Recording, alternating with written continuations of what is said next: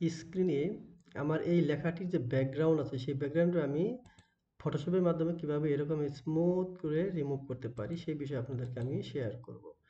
So প্রথমেই আপনাদেরকে একটি যে কোনো ইমেজ আপনি নিতে পারেন। সো আমি এই ইমেজটি নিচ্ছি, আমার যে ডাউনলোড অপশন আছে সেখান থেকে আমি এই অপশনটি ছবিটি আমি সেভ করে নিচ্ছি।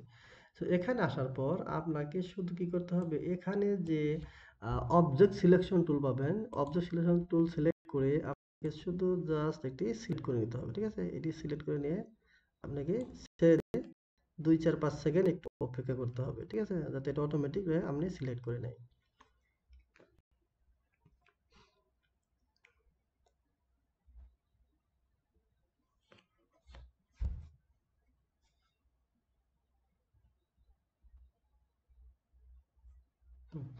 দেখেন এক ক্লিকে কিন্তু আপনার এই সিলেকশনটি নিয়ে নিচ্ছে।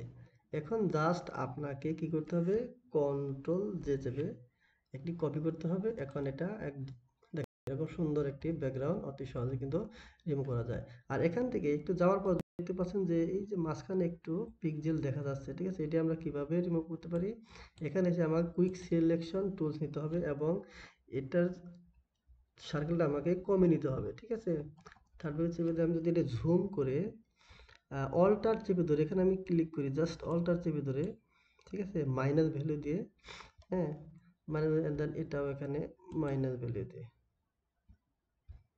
ঠিক আছে, আমি জাস্ট সিলেক্ট করে দেবো। অ্যান্ড দেন এখানে এসে এডিট থেকে জাস্ট কাট করে দেব, এটা সিলেকশন হয়ে যাবে। অ্যান্ড এখান থেকে এসে আমি সিলেক্ট করে কাট করে দিচ্ছি, অল্টার জাস্ট ক্লিক, দেন এখানে এসে এডিট, এডিট থেকে কাট।